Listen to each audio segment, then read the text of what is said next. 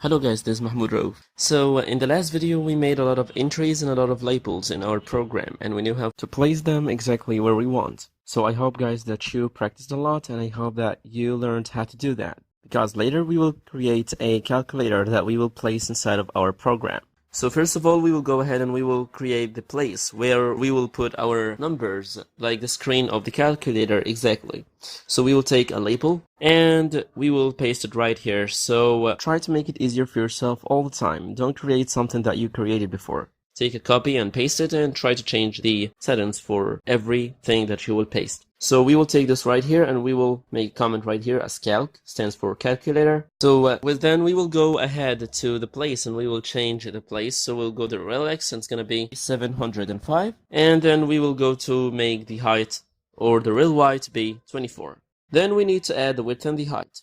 Then you will give it a height to be 35 and then you will give it rel width. So can you reuse the rel width? Yes, exactly, you can use it. But if you want to give it a value that would include a fraction of numbers, you will give it the rel width to be 267. So here we go. Once you run the program, you will find that our entry is exactly in its place. So we gave it a rel x and rel y to make it in the right position where it is right now. And we gave it height and width, so it got its size right here.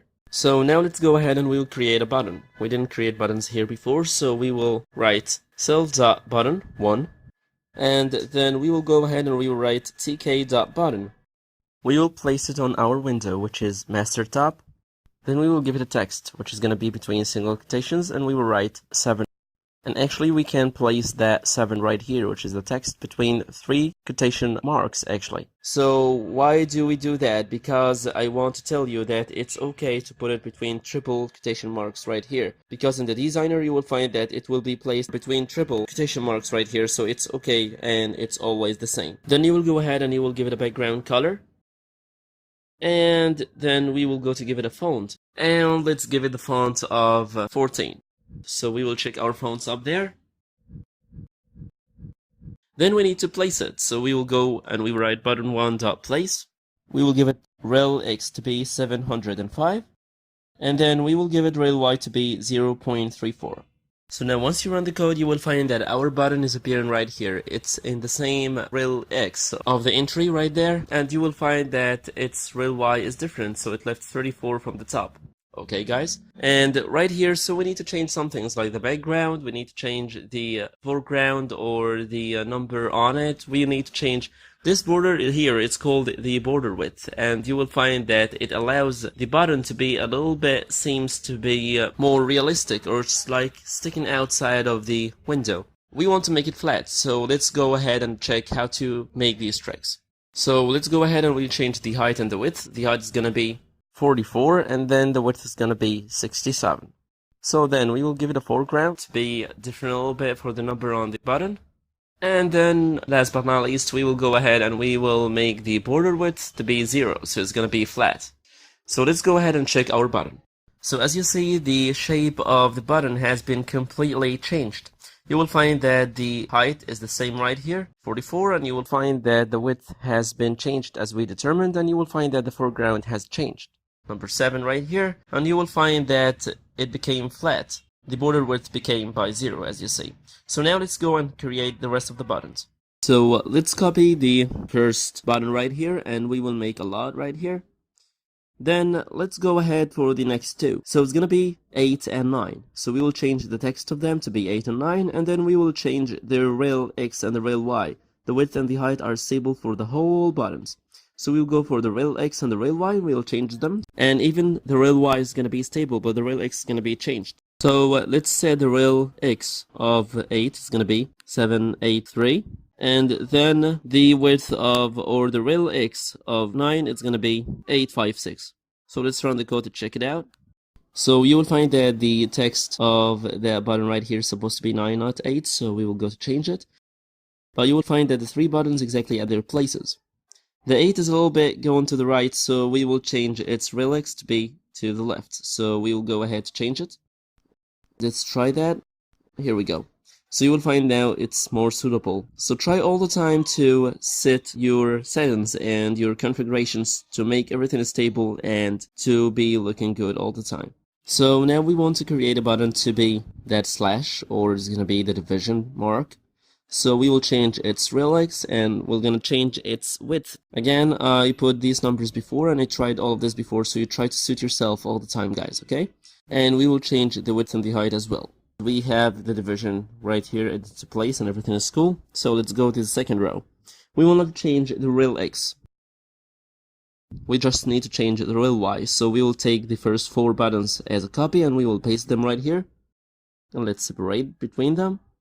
So let's go ahead, and all we're gonna do that we will change the text. So it's gonna be 4, 5, 6 and the multiplication mark right here. Then you will find that the real X is gonna be stable all the time. We're not changing it right here. We need it to be like that exactly. Like the space between the buttons and each other and the space between the first button and the window. So we will change the real Y only. So as you run the program, you will find that everything is cool right now. So you will find that everything is cool and set. So the next row is going to be 1, 2, 3 and the minus sign. So let's go to set them again. So we will go ahead and we will leave everything as it is. We will take the 4 as a copy. We will paste them right here. And we will change the text to be 1, 2, 3, 4 and minus. And we will change the rel Y as well. So let's make it 54. And the rel X is fixed as we said before. So let's run the code. So now we need to create the 0 button, the equals button, and the last one is going to be the plus button. But the 0 is going to be taking the size of 2 buttons or normal buttons that we have right here is going to be the main one. So let's know how to do that. So we will go to the code. We will take those 3 buttons right here as a copy. Yes, let's take those and we will paste them right here. We will change the text. It's going to be 0 dot and plus. And we will go to the 0, we will change the width to be 147. So once you run the code, guys, you will find that the row is already there, and you will find that 0 took the size of 2 buttons, but you will get him a little bit to the left, as it's going to the right more than the other buttons above of it. So let's see how did we do that in the code. So again, we got the real X from the left side of the window till the beginning of the buttons. And then we created the 0 right here to be taken the size of 2 normal buttons of the calculator. And then you will find that it's going right a little bit, so we will take a degree from it, and then we will create the equal button right there on the bottom. So we will make it 146 right here. Then let's get the equal button to be taken the size of the 4 buttons. So we will take the last button right there and we will put it here. So it's all about copy and paste. You will not be exerting a lot of effort to do all of this. So let's go ahead and we will change its text to be equal. And we will get the rel Y to be 72. We will change its width to be 272. The height is going to be 34. So let's check it out. Once you run the code, you will find that it's going above so much. So we will try to get it down a little bit. Yeah, let's make it 79. Oh, it went down so much. Let's get it up a little bit. So now let's make it 74, and now it's totally suitable.